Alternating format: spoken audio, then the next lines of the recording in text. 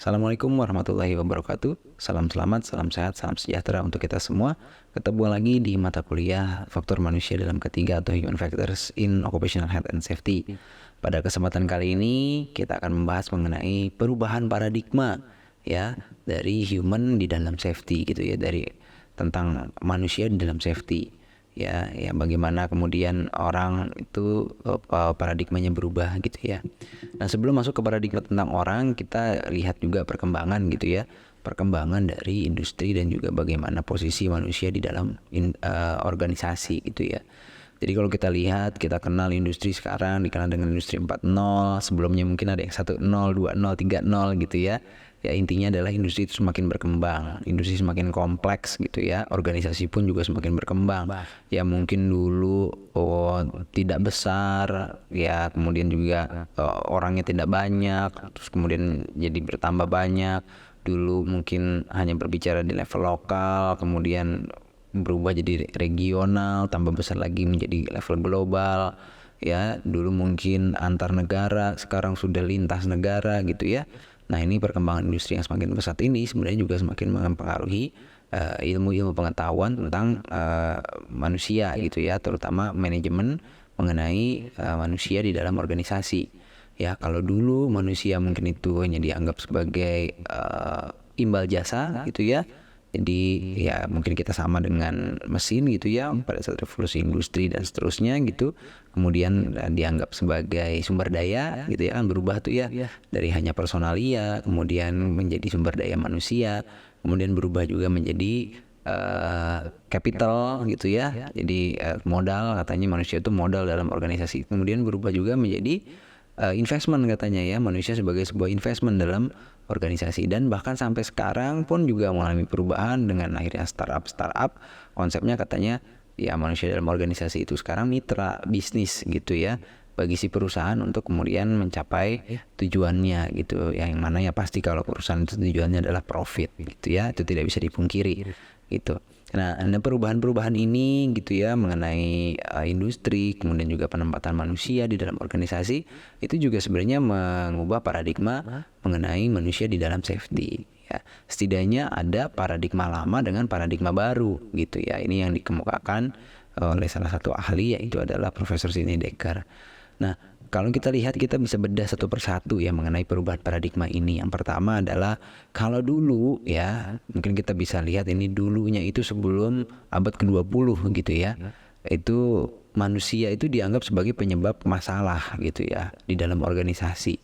Kalau dalam konteks K3, manusia itu dianggap sebagai penyebab terjadinya kecelakaan dan insiden dan juga sejenisnya gitu ya. Nah, ini paradigma ini berubah gitu ya dengan perkembangan ilmu, terutama human factors dan perkembangan ilmu safety juga.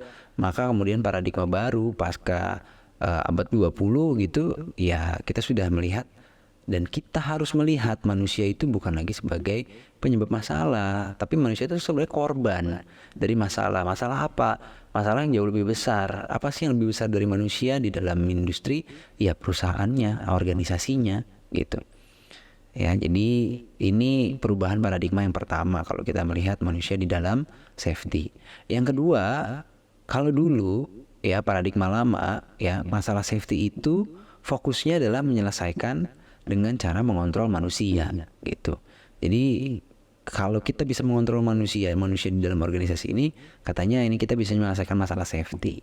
Tapi ternyata ya paradigma ini berubah menjadi paradigma yang baru, bahwa ternyata masalah safety itu bisa dikontrol ya, bisa selesai justru dengan kita melakukan intervensi pada sistem dan teknologi gitu. Kenapa? Karena ternyata manusia itu ya sekarang mengikuti sistem dan teknologi yang ada gitu ya.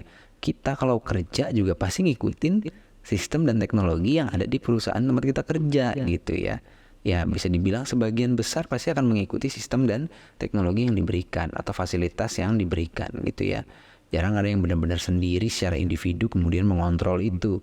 Ya kebanyakan kita pasti mengikuti sistem dan teknologi yang ada atau fasilitas yang ada di dalam perusahaan itu.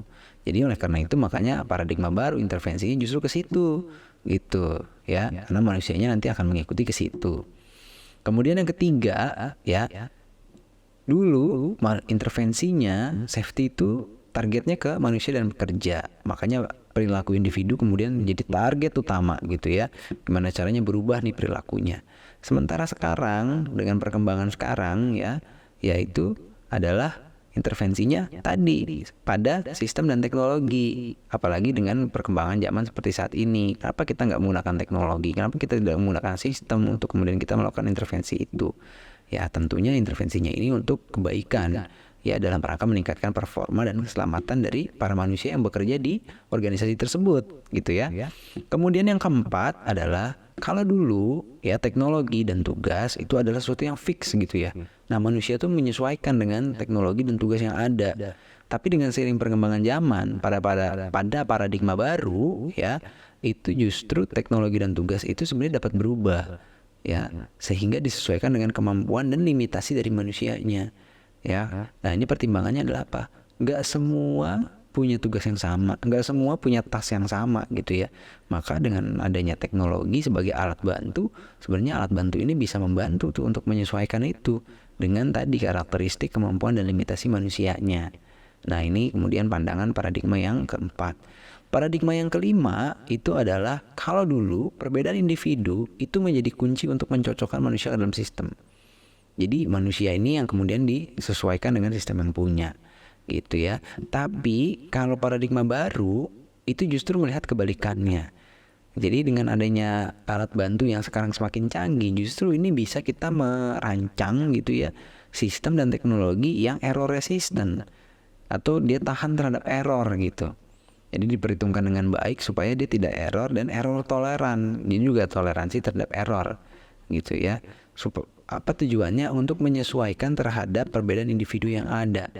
Jadi misalkan kita kerja, tidak semua kan karakteristiknya sama. Nah gimana caranya sistem dan teknologinya ini bisa menyesuaikan ke karakteristik ya dari manusia yang ada itu gitu ya. Ya ada yang mungkin punya kemampuan A, maka teknologinya yang mensupport adalah A. Punya kemampuan B, maka teknologi yang mensupport adalah B gitu ya. Kemudian yang terakhir, nah ini kalau dulu psikologi dan ilmu perilaku itu digunakan untuk mempengaruhi perilaku manusia. Fokusnya adalah perubahan-perubahan perilaku individu di dalam organisasi ya. Sehingga manusia-manusianya nih yang direkayasa untuk cocok dengan sistem yang ada. Gitu. Nah, pada paradigma baru dari sisi human factor itu psikologi dan ilmu perilaku nih yang kita punya itu kita gunakan untuk pemahaman ya. Pemahaman mengenai kemampuan dan limitasi manusia. Jadi kita pahamin, oh yang ini kemampuannya di sini, yang ini limitasinya di sini. Sehingga psikologi dan ilmu perilaku tadi ya kemudian dapat digunakan gitu ya untuk merancang sistem yang cocok dengan karakteristik ya individu tadi yang beragam. Nah ini perbedaannya. Kalau yang pertama tadi yang manusianya difitkan, kalau yang di sini justru sistem dan teknologinya ini ya yang kemudian kita rancang supaya memfit kepada perbedaan-perbedaan individu ya atau karakteristik dari manusia-manusia yang ada dalam organisasi. Nah inilah yang kemudian menjadi perbedaan antara paradigma lama dengan paradigma baru. Nah kalau kita lihat dari penjabaran tadi, kemudian akhirnya jadi pertanyaan buat kita, apakah organisasi kita itu masih berada di paradigma lama atau organisasi kita masih berada di paradigma baru? Bagaimana dengan orang-orang dalam organisasinya? Apakah ada di paradigma lama atau di paradigma baru? Nah ini mungkin PR untuk kita bersama. Demikian yang bisa disampaikan pada materi kesempatan kali ini. Ya mudah-mudahan bermanfaat dan memberikan pencerahan untuk kita semua.